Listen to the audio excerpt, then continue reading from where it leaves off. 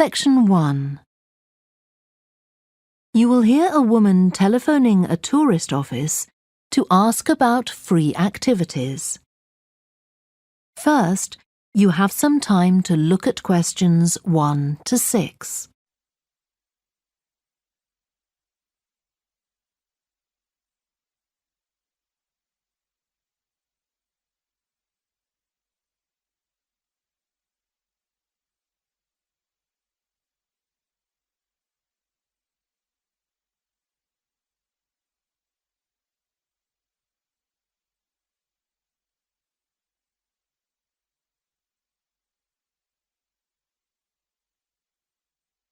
You will see that there is an example that has been done for you.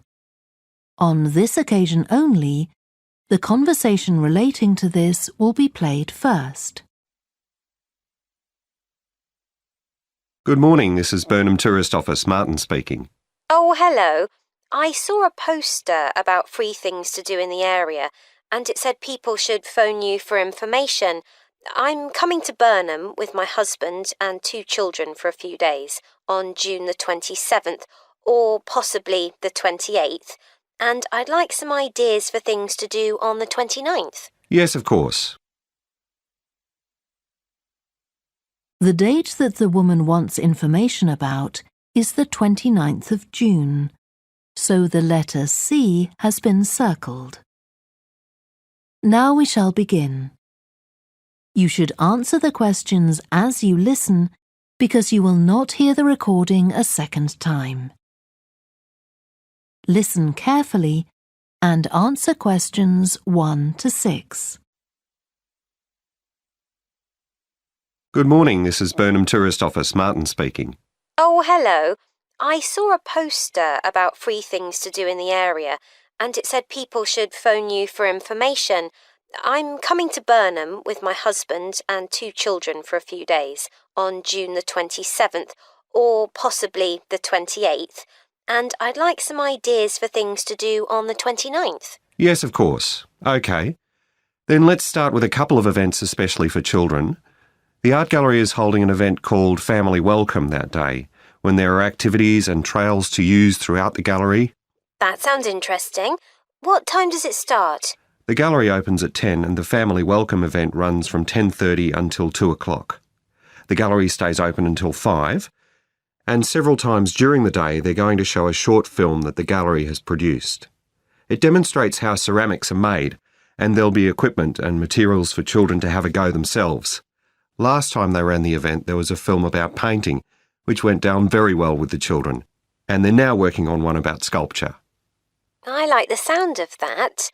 And what other events happen in Burnham? Well, do you all enjoy listening to music? Oh, yes. Well, there are several free concerts taking place at different times, 1 or 2 in the morning, the majority at lunchtime and a couple in the evening, and they range from pop music to Latin American. The Latin American could be fun. What time is that? It's being repeated several times in different places.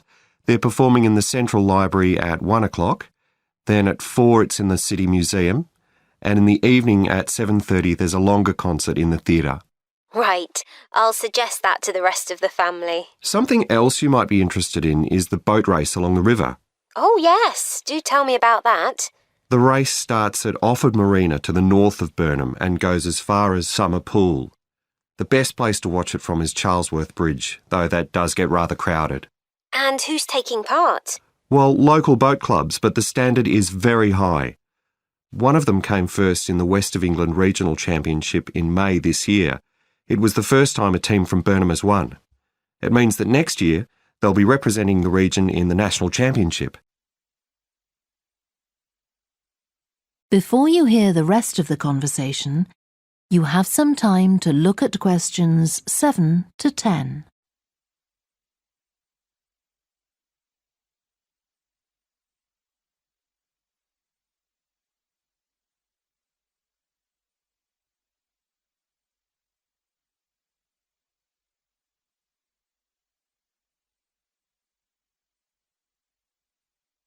Now listen and answer questions 7 to 10. Now, I've heard something about Paxton Nature Reserve. It's a good place for spotting unusual birds, isn't it? That's right, throughout the year. There is a lake there as well as a river, and they provide a very attractive habitat. So it's a good idea to bring binoculars if you have them. And just at the moment you can see various flowers that are pretty unusual. The soil at Paxton isn't very common. They're looking good right now. Right. My husband will be particularly interested in that. And there's going to be a talk and slideshow about mushrooms, and you'll be able to go out and pick some afterwards and study the different varieties. Uh-huh. And is it possible for children to swim in the river? Yes, part of it has been fenced off to make it safe for children to swim in. It's very shallow and there's a lifeguard on duty whenever it's open. The lake is too deep, so swimming isn't allowed there. OK, we must remember to bring their swimming things in case we go to Paxton. How long does it take to get there by car from Burnham? About 20 minutes, but parking is very limited, so it's usually much easier to go by bus, and it takes about the same time. Right. Well, I'll discuss the options with the rest of the family. Thanks very much for all your help. You're welcome. Goodbye. Bye. That is the end of section 1. You now have half a minute to check your answers.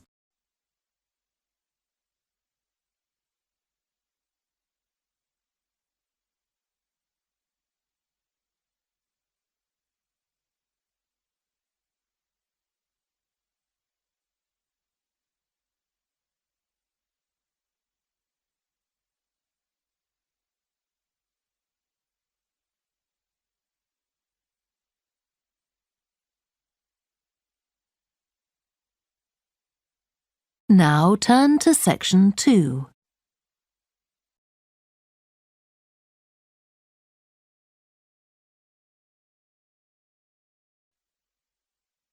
Section 2. You will hear a talk given by a woman called Shona Ferguson about changes in a town called Barford. First, you have some time to look at questions 11 to 15.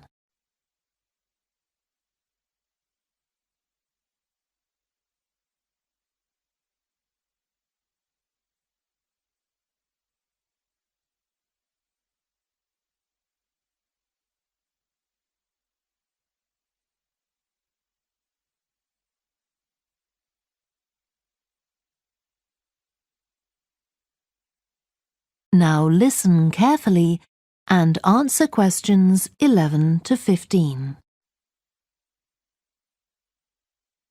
First of all, let me thank you all for coming to this public meeting to discuss the future of our town. Our first speaker is Shona Ferguson from Barford Town Council. Shona. Thank you. First, I'll briefly give you some background information. Then I'll be asking you for your comments on developments in the town. Well, as you don't need me to tell you, Barford has changed a great deal in the last 50 years. These are some of the main changes. 50 years ago, buses linked virtually every part of the town and the neighbouring towns and villages. Most people used them frequently, but not now, because the bus companies concentrate on just the routes that attract most passengers. So parts of the town are no longer served by buses. Even replacing old, uncomfortable buses with smart new ones has had little impact on passenger numbers.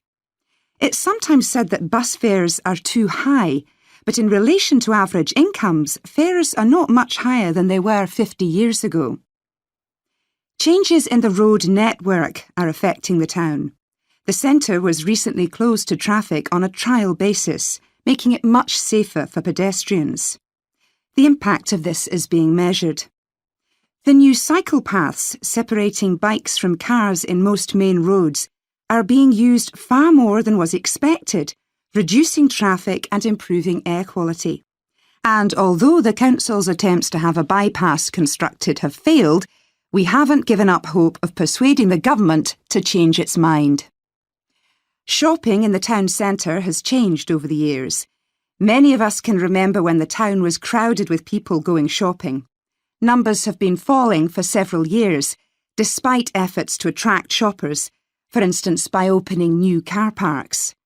Some people combine shopping with visits to the town's restaurants and cafes. Most shops are small independent stores, which is good, but many people prefer to use supermarkets and department stores in nearby large towns, as there are so few well-known chain stores here. Turning now to medical facilities. The town is served by family doctors in several medical practices, fewer than 50 years ago, but each catering for far more patients. Our hospital closed 15 years ago, which means journeys to other towns are unavoidable. On the other hand, there are more dentists than there used to be. Employment patterns have changed along with almost everything else. The number of schools and colleges has increased, making that the main employment sector. Services such as website design and accountancy have grown in importance, and surprisingly perhaps, manufacturing hasn't seen the decline that has affected it in other parts of the country.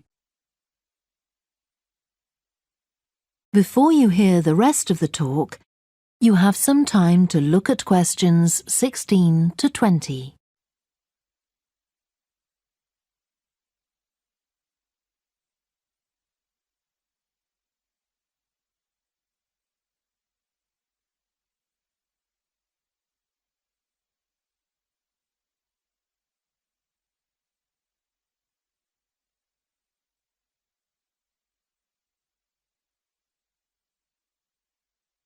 Now listen and answer questions 16 to 20. Now I'll very quickly outline current plans for some of the town's facilities, before asking for your comments. As you'll know if you regularly use the car park at the railway station, it's usually full. The railway company applied for permission to replace it with a multi-storey car park, but that was refused. Instead, the company has bought some adjoining land, and this will be used to increase the number of parking spaces. The Grand, the old cinema in the High Street, will close at the end of the year and reopen on a different site. You've probably seen the building under construction. The plan is to have 3 screens with fewer seats rather than just the one large auditorium in the old cinema. I expect many of you shop in the indoor market. It's become more and more shabby looking, and because of fears about safety, it was threatened with demolition. The good news is that it will close for 6 weeks to be made safe and redecorated, and the improved building will open in July. Lots of people use the library, including school and college students who go there to study. The council has managed to secure funding to keep the library open later into the evening, twice a week. We would like to enlarge the building in the not-too-distant future, but this is by no means definite. There's no limit on access to the nature reserve on the edge of town, and this will continue to be the case. What will change, though, is that the council will no longer be in charge of the area. Instead, it will become the responsibility of a national body that administers most nature reserves in the country. OK, now let me ask you if you have... That is the end of section 2. You now have half a minute to check your answers.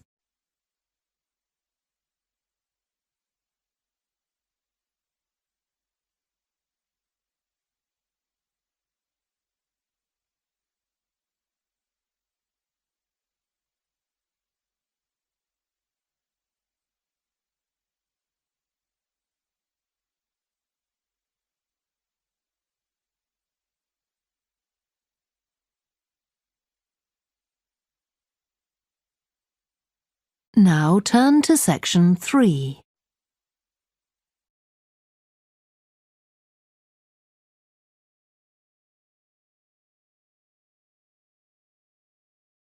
Section 3. 2 overseas students called Spiros and Hiroko have just finished the first semester of their university course.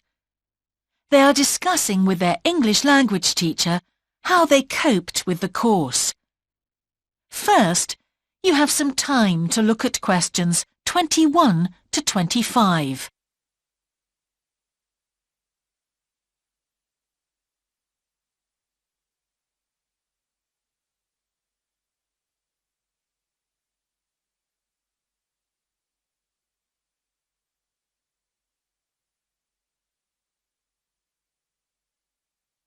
Now listen carefully and answer questions 21 to 25. Before we start, Spiros and Hiroko, thanks for coming in today to talk about your recent study experiences, and congratulations to you both in doing so well in your first semester exams. Thank you. I'd like to discuss with you the value of the English for Academic Purposes course you did here last year before starting your university course. Spiros, if I could start with you, what parts of the program have now proved to be particularly valuable to you? I think that having to do a seminar presentation really helped me. For example, a couple of weeks ago in our marketing subject, when it was my turn to give a presentation, I felt quite confident. Of course, I was still nervous, but because I had done one before, I knew what to expect. Also, I know I was well prepared, and I had practiced my timing. In fact, I think that in relation to some of the other people in my group, I did quite a good job, because my overall style was quite professional. What about you, Hiroko? That's interesting. In my group, I was really surprised by the way the students did their presentations. They just read their notes aloud. Can you believe that? They didn't worry about their presentation style or keeping eye contact with their audience. And I remembered that these things were really stressed to us in the course here. So, how did you approach your presentation, Hiroko? Well, to speak frankly, I read my notes too. At the time, it was a relief to do it this way, but actually when I had finished, I didn't feel any real sense of satisfaction. I didn't feel positive about the experience at all. That's a pity. You know, although I was pleased with my presentation, I am not so pleased with my actual performance right now in the tutorials. During the whole semester, I've not said anything in our tutorial discussions. Not a word. Really, Spiros? Why's that? Do the other students talk too much? It's partly that, but it's mostly because I have had no confidence to speak out. Their style of speaking is so different. It's not the style we were used to during the course. They use so many colloquialisms. They're not very polite, and sometimes there seems to be no order in their discussion. Also, they are very familiar with each other, so because they know each other's habits, they can let each other into the discussion. You're right, Spiros. I've experienced that too. Before you hear the rest of the conversation, you have some time to look at questions 26 to 30.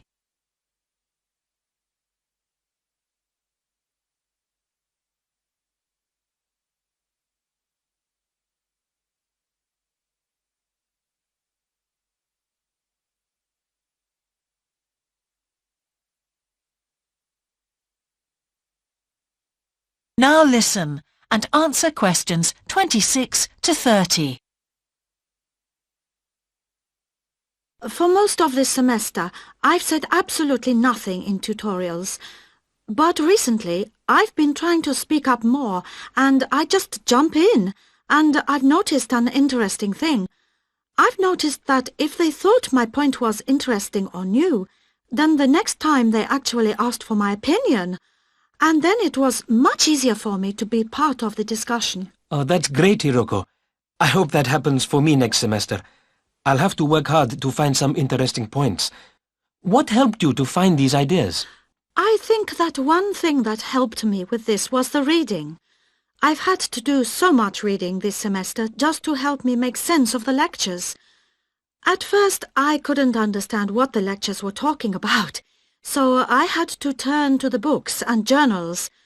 Every night I read for hours, using the lists of references that were given, and I made pages of notes. At breakfast, I read and read my notes again. This habit has helped me to follow the ideas in the lectures, and it's also given me some ideas to use in the tutorials. But I did so much reading anyway. I don't think there's any time left over for anything extra. My reading speed is still quite slow, though I'm much better at dealing with vocabulary than I used to be. What else do you think we could add to the course program to help with this reading problem? There's not really anything because it's my problem. I remember we were given long articles to read. We didn't like that, but now I realize that reading those long articles was good preparation for the things I need to read now. Also, in class, we regularly had speed reading tasks to do, and we kept a record of our reading speed, so the teachers were encouraging us to work on that. That's true, Spiros, but what we read could have been different. Sometimes in the English class, I felt frustrated when I had to read articles about the environment or health or education, because I wanted to concentrate on my own field, but we didn't read anything about engineering. So I think I wasted some time learning vocabulary I didn't need. But surely the strategies you were taught for dealing with that vocabulary were helpful? Yes, but psychologically speaking, I would have felt much better working on reading from my own field. What do you think, Spiros? Oh, I agree. That would have helped my confidence too, and I would have been more motivated. It was good, though, that we could work on our own topics when we wrote the research assignments. Okay, let's move on to writing now and... That is the end of section 3. You now have half a minute to check your answers.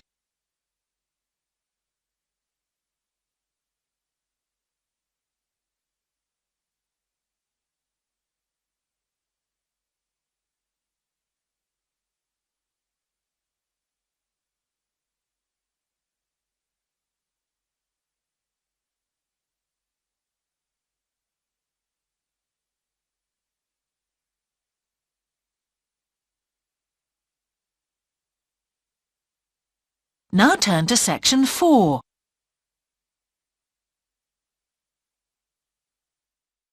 Section 4. You will hear part of a lecture about a problem related to the behaviour of certain sea creatures. First, you have some time to look at questions 31 to 40.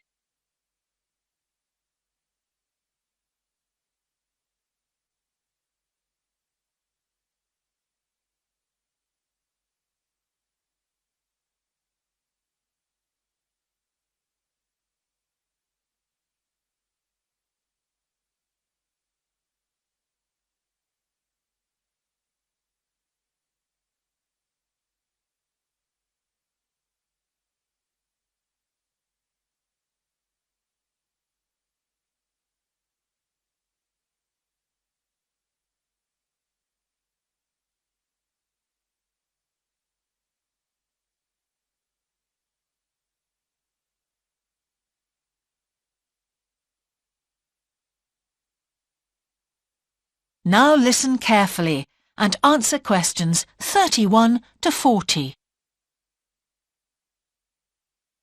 Good afternoon, everyone.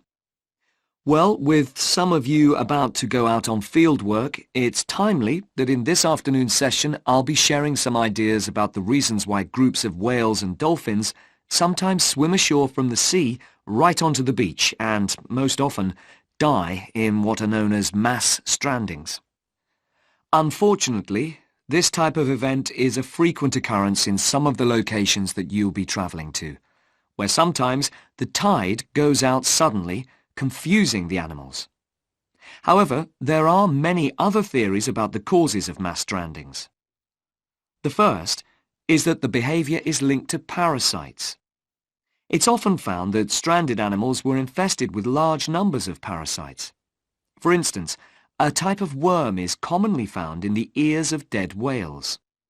Since marine animals rely heavily on their hearing to navigate, this type of infestation has the potential to be very harmful. Another theory is related to toxins, or poisons.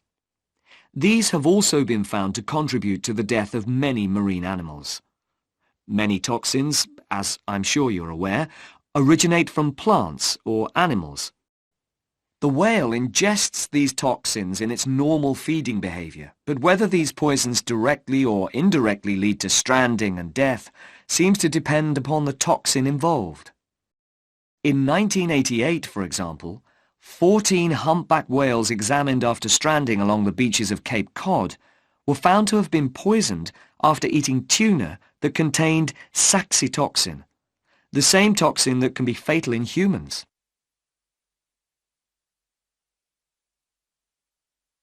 Alternatively, it has also been suggested that some animals strand accidentally by following their prey ashore in the confusion of the chase.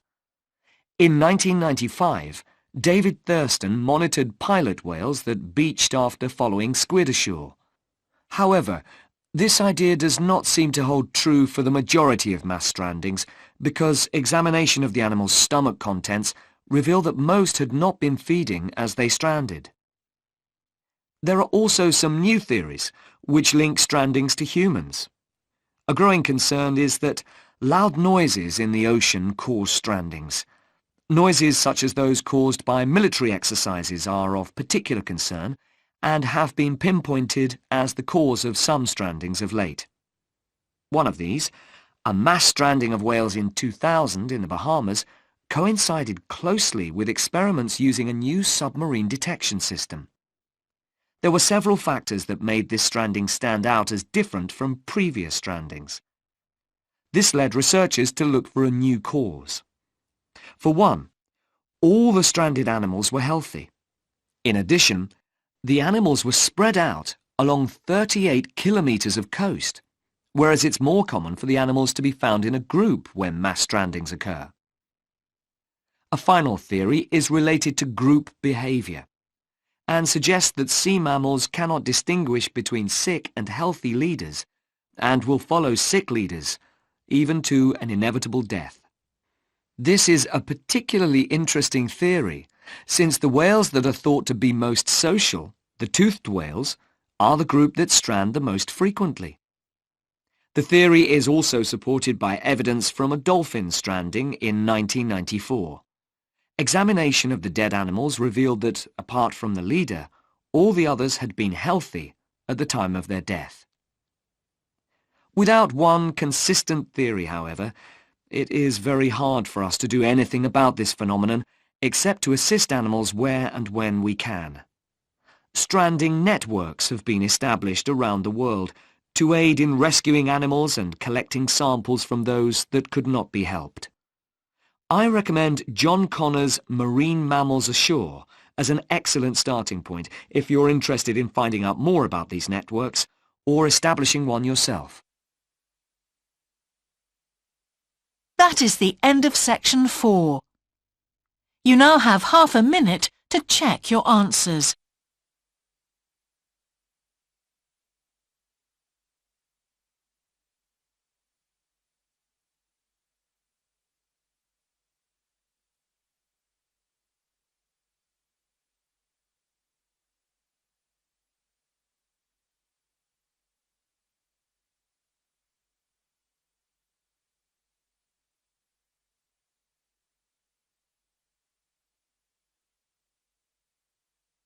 That is the end of the listening test.